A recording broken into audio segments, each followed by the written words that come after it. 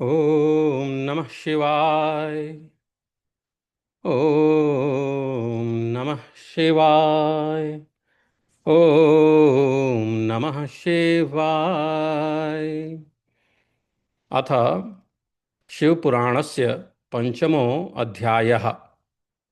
तो हम शिवपुराण के पंचमें पांचवें अध्याय में हैं और इसमें वर्णन आता है कि ऋषिगण पूछते हैं सूत जी से कि मूर्ति में ही सर्वत्र देवताओं की पूजा होती है, परंतु भगवान शिव की पूजा सब जगह मूर्ति में और लिंग में भी क्यों की जाती है। मूर्ति में ही सर्वत्र हर जगह देवताओं की पूजा होती है, परंतु भगवान शिव की, भगवान शंकर की पूजा सब जगह मूर्ति में और लिंग में भी क्यों होती है, क्यों की जाती है। वेर मात्रे तो सर्वत्र पूज्यन्ते देवतागणाः, लिंगे वेरे च सर्वत्र कथम संपूज्यते शिवः। ऐसा पूछते हैं कि भाई इसमें क्यों पूजा होती है। उससे पहले जो है सुत जी कहते हैं, बताते हैं कि इस प्रश्न के आने से पहले बताते हैं कि हे शौनक, जो श्रवण कीर्तन और मनन, सुनने, कीर्तन करने, गाना गाने से, भजन करने से और मनन सोचने से, इन तीनों साधनों के अनुष्ठान में समर्थ न हो, जो ये तीनों चीज ना कर सके, न श्रवण कर सके, न कीर्तन कर सके, न मनन कर सके, वह भगवान शंकर के लिंग एवं मूर्ति की स्थापना कर, भगवान शंकर के लिंग यानी उनके सिंबल की, उनकी निशानी की या मूर्ति की स्थापना कर नित्य हमेशा उसकी पूजा करके संसार सागर से पार हो सकता है। श्रवणादित्र केशक्तो लिंगम वेरम च शांकरम संस्थाप्य नित्यम अभ्यर्च्य तरेत संसार सागरम। तरेत पार हो जाता है, पार हो सकता है। नित्यम अभ्यर्च्यम, नित्य पूजा करने से। क्या संस्थाप्य? लिंगम वैरम, लिंग एवं मूर्ति, इनको स्थापना करके उनकी पूजा करने से साधक जो है वह भगवान, वह जो है संसार सागर से पार हो सकता है। अपि द्रव्यम वहेदेव यथा बलमवंचयन् अर्पये लिंग वैरार्थम अर्चयेदपि संततम। छल न करते हुए, चीटिंग न करते हुए, अपनी शक्ति के अनुसार धनराशि ले जाए और उसे शिवलिंग अथवा शिव मूर्ति की सेवा के लिए अर्पित कर दे, साथ ही निरंतर उस लिंग एवं मूर्ति की पूजा भी करे। उसके लिए भक्ति भाव से मंडप, गोपुर, तीर्थ, मठ एवं क्षेत्र की स्थापना करे तथा उत्सव करे और वस्त्र, गंध, पुष्प, धूप, दीप और मालपुआ आदि व्यंजनों से युक्त भांति भांति के भक्ष्य, खाए जा सकने वाले भोज्य अन्न नैवेद्य के रूप में समर्पित करे। छत्र, ध्वजा, व्यजमन, चामर और अन्य अंगों सहित राजोपचार की भांति सब वस्तुएं भगवान शिव के लिंग एवं मूर्ति पर चढ़ाए। प्रदक्षिणा, नमस्कार तथा यथाशक्ति जप करे। आवाहन से लेकर विसर्जन तक सारा कार्य प्रतिदिन भक्ति भाव से संपन्न करे। इस प्रकार शिवलिंग अथवा शिव मूर्ति में भगवान शंकर की पूजा करने वाला पुरुष श्रवण आदि साधनों का अनुष्ठान ना करे तो भी भगवान शिव की प्रसन्नता से सिद्धि प्राप्त कर लेता है। पहले के बहुत से महात्मा पुरुष लिंग तथा शिव मूर्ति की पूजा करने मात्र से भव बंधन से मुक्त हो चुके हैं। तो जब ऐसा बताते हैं तो ऋषिगण उनसे पूछते हैं कि मूर्ति में ही सर्वत्र देवताओं की पूजा होती है, परंतु भगवान शिव की पूजा सब जगह मूर्ति में और लिंग में भी क्यों की जाती है। तब इस पे सूत जी बताते हैं कि हे मुनीश्वरों, आप लोगों का यह प्रश्न तो बड़ा ही पवित्र और अत्यंत अद्भुत है। बहुत अच्छा प्रश्न किया है। इस विषय में महादेव जी ही वक्ता हो सकते हैं, इसके बारे में महादेव शंकर जी ही बता सकते हैं। कोई पुरुष कभी और कहीं भी इसका यथार्थ प्रतिपादन नहीं कर सकता। अहो मुनीश्वरा पुण्यम प्रश्नम एतन्महाद्भुतम। बहुत अच्छा प्रश्न किया है, अद्भुत प्रश्न किया है। अत्र वक्ता महादेवो नान्योस्ति पुरुषः क्वचित्। अत्र वक्ता महादेव, महादेव के सिवा इसके बारे में और कोई नहीं बता सकता है। शिवे नोक्तम प्रवक्ष्यामि क्रमाद गुरुमाश्रुतम, शिवैको ब्रह्म रूपत्व निष्कलम निष्कलः परिकीर्तितः। उसी तरह क्रमशः वर्णन करूंगा किस प्रकार इस विषय में भगवान शिव जी ने जो कुछ कहा है और उसे मैंने गुरु जी के मुख से जिस प्रकार सुना है, उसी क्रमशः उसी उसी क्रम में उसका वर्णन करूंगा। एकमात्र भगवान शिव ही ब्रह्म रूप होने के कारण निष्कल निराकार कहे गए हैं। रूपवान होने के कारण उनको रूप है, इसलिए उन्हें सकल भी कहा गया है। इसलिए वे सकल और निष्कल दोनों हैं। शिव के निष्कल निराकार होने के कारण ही उनकी पूजा का आधारभूत लिंग भी निराकार ही प्राप्त हुआ, अर्थात शिवलिंग शिव के निराकार स्वरूप का प्रतीक है। तो जो हम शिवलिंग, जो सिंबल बना के शिव जी का शिवलिंग बना के पूजा करते हैं, वह उनके निराकार स्वरूप का प्रतीक माना जाता है। रूपित्वात् सकलस्तद्वत्तस्मात् सकल निष्कलः, निष्कलत्वा निराकारं लिंगम तस्य समागतम। इसी तरह शिव के सकल या साकार होने के कारण उनकी पूजा का आधारभूत विग्रह साकार प्राप्त होता है। आधारभूत विग्रह स आकार, आकार के साथ प्राप्त होता है, अर्थात शिव का साकार विग्रह उनके साकार स्वरूप का प्रतीक होता है। सकल और अकल, समस्त अंग आकार सहित साकार और अंग आकार से सर्वथा रहित निराकार रूप होने से ही वे ब्रह्म शब्द से कहे जाने वाले परमात्मा है। सकलत्वात् तथा वेरम साकारम तस्य संगतम, सकलाकल रूपत्वात् ब्रह्म शब्दभिदः परः। सकलत्वात् तथा वैरम साकारम तस्य संगतम, सकलात् लरूपत्वात् ब्रह्म शब्दाभिदः परः। यही कारण है कि सब लोग लिंग निराकार और मूर्ति स आकार दोनों में ही सदा भगवान शिव जी की पूजा करते हैं। अपि लिंगे च वेरे च नित्यम अभ्यर्चते जनेह, अब्रह्मत्वादन्येषां निष्कलत्वं नहि क्वचित्। शिव से भिन्न जो देवता हैं, शिव जी को छोड़ के जो बाकी देवता हैं, वे साक्षात ब्रह्म नहीं हैं। इसलिए कहीं भी उनके लिए निराकार लिंग नहीं उपलब्ध होता। तो शिव जी जो हैं वो परम ब्रह्म है, साक्षात ब्रह्म है। इसलिए उनके लिए साकार और निराकार दोनों रूप में पूजा होती है।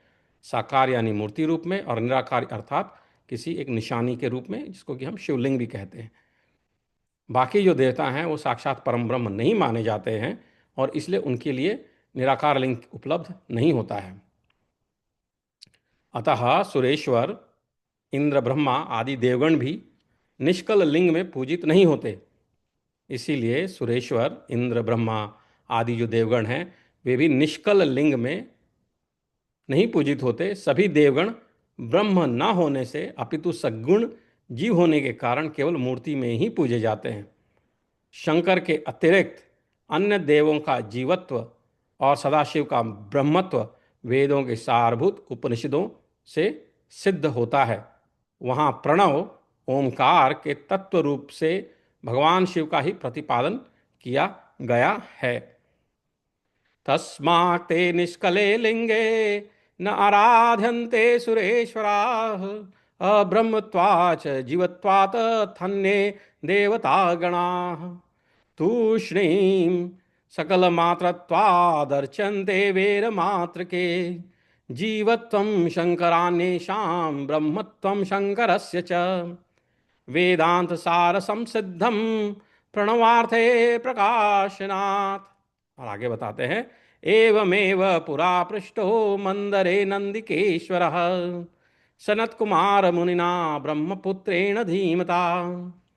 इसी प्रकार पूर्व में मंदराचल पर्वत पर ज्ञानवान ब्रह्मपुत्र सनत कुमार मुनि ने नंदिकेश्वर से प्रश्न किया था। क्या पूछा था? सनत कुमार उवाच, क्या पूछे सनत कुमार कि हे भगवान, शिव के अतिरिक्त उनके वश में रहने वाले जो अन्य देवता हैं, उन सब की पूजा के लिए सर्वत्र प्रायः वैर यानी मूर्ति मात्र ही अधिक संख्या में देखा और सुना जाता है। केवल भगवान शिव की ही पूजा में लिंग और वैर दोनों का उपयोग देखने में आता है। मूर्ति और निशानी बना के, शिवलिंग बना के उनकी पूजा होती है। अतः हे कल्याणमय नंदिकेश्वर, इस विषय में जो तत्व की बात हो उसे मुझे इस प्रकार बताइए जिससे अच्छी तरह समझ में आ जाए। शिवान्य देववश्यानाम सर्वेशामपि सर्वतः। शिव के अतिरिक्त उनके वश में रहने वाले जो अन्य देवता हैं उन सब की पूजा के लिए सर्वत्र प्रायः मूर्ति वेर मात्र ही अधिक संख्या में देखा जाता है, सुना जाता है। वेर मात्रम च पूजार्थम श्रुतम दृष्टम च भूरिशः शिव मात्रस्य पूजायाम लिंगम वेरम च दृश्यते। अतस्तद्ब्रूहि कल्याण तत्व में साधु बोधनम। तो अच्छी तरह से मुझे समझाइए, समझ में आए ऐसा करके मुझे बताइए। तो नंदिकेश्वर बताते हैं, हे निष्पाप ब्रह्म कुमार, हम जैसे लोगों के द्वारा आपके इस प्रश्न का कोई उत्तर नहीं दिया जा सकता, क्योंकि यह गोपनीय विषय है और लिंग साक्षात ब्रह्म का प्रतीक है। जो लिंग है वो भगवान, वो साक्षात ब्रह्म का प्रतीक है। और इस विषय में भगवान शिव ने जो कुछ बताया है उसे मैं आप शिव भक्त के समक्ष कहता हूं। तो बोलते हैं कि भगवान शंकर ने जो बताया वही मैं बताता हूं। अनुत्तर मिमं प्रश्नम रहस्यम ब्रह्म लक्षणम कथयामि शिवेनोक्तम। शिव जी ने जो बताया है, भक्ति युक्तस्य तेन शिवस्य ब्रह्म रूपत्वा निष्कल त्वाच निष्कलम लिंगम तस्यैव पूजायां सर्ववेदेषु सम्मतम तस्यैव सकलत्वाच तथा सकल निष्कलम सकलं च तथा वैरम पूजायां लोकसम्मतम शिवानेशां च जीवत्वात् सकलत्वाच्च सर्वतः वीरमात्रं च पूजायां सम्मतं वेद निर्णये स्वाविर्भावे च देवानां सकलं रूपमेव हि शिवस्य लिंगम वैरम च दर्शने दृश्यते खलु। तो क्या बताते हैं कि जो शिव जी ने बताया है वही मैं आपके समक्ष बताता हूं। और क्या बताते हैं, भगवान शिव ब्रह्म स्वरूप और निष्कल निराकार हैं, इसलिए उन्हीं की पूजा में निष्कल लिंग का उपयोग होता है। क्योंकि वो ब्रह्म स्वरूप निष्कल निराकार हैं, इसीलिए उनकी पूजा में लिंग का उपयोग होता है। संपूर्ण वेदों का यही मत है और यह मत जो है वेदों के आधार पर है। वे ही सकल हैं, इस प्रकार वे निराकार तथा साकार दोनों हैं। भगवान शंकर निष्कल निराकार होते हुए भी कलाओं से युक्त हैं, इसलिए उनकी साकार रूप में प्रतिमा पूजा भी लोक सम्मत है। शंकर के अतिरिक्त अन्य देवताओं में जीवत्व तथा सगुणत्व होने के कारण वेद के मत में उनकी मूर्ति मात्र में ही पूजा मान्य है।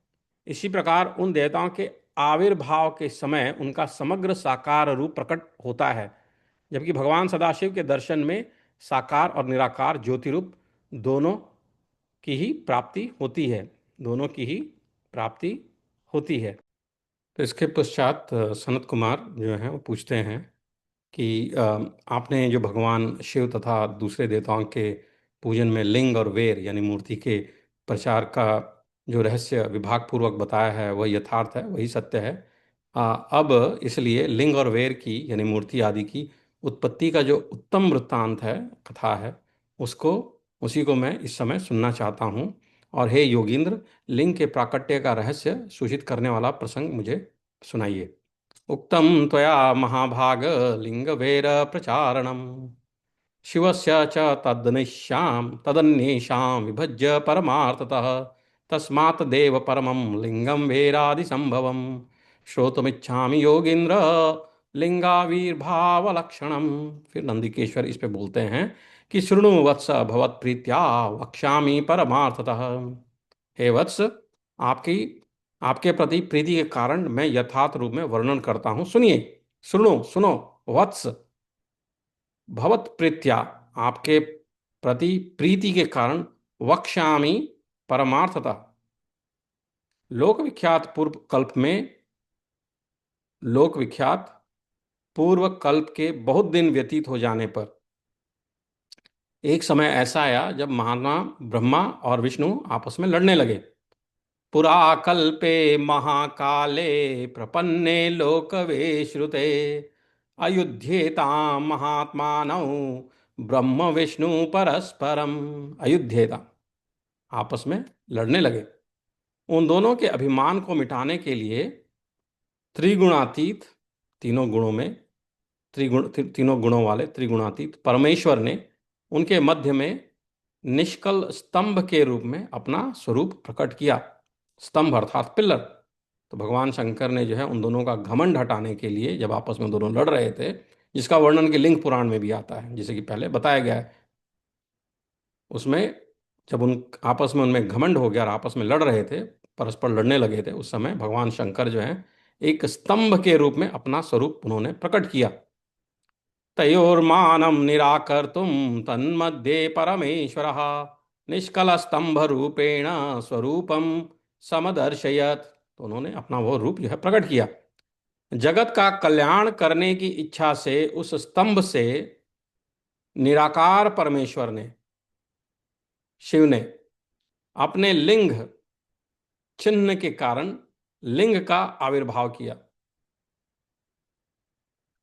ततः स्वलिंग चिन्हत्वात् स्तंभतो निष्कलं शिवः स्वलिंगम दर्शयामास जगतां हित काम्यया। फिर उसी समय से लोक में परमेश्वर शंकर के निर्गुण लिंग और सगुण मूर्ति की पूजा प्रचलित हुई। तदा प्रभृति लोकेषु निष्कलं लिंगमैश्वरम् सकलं च तथा वेरम शिवस्यैव प्रकल्पितम्। शिव के अतिरिक्त अन्य देवों की मूर्ति मात्र की ही प्रकल्पना हुई। वे देव प्रतिमाएं पूजित हो नियत शुभ कल्याण को देने वाली हुई, और शिव का लिंग यानी सिंबल तथा उनकी प्रतिमा दोनों ही भोग और मोक्ष को देने वाली हुई। शिवान्येषां तु देवानां वैरमात्रं प्रकल्पितं तत्तद्वैरं तु देवानां तद्भोगप्रदं शुभं शिवस्य लिंगवैरत्वं भोगमोक्षप्रदं शुभम। और इस प्रकार शिव महापुराण के अंतर्गत प्रथम विद्येश्वर संहिता में शिवलिंग की महिमा का वर्णन नामक 5वां अध्याय पूर्ण हुआ। इति शिव महापुराणे प्रथमायां विद्येश्वर संहितायां शिवलिंग महिमा वर्णनम नाम पंचमो अध्यायः। हरि ओम। ओम नमः शिवाय।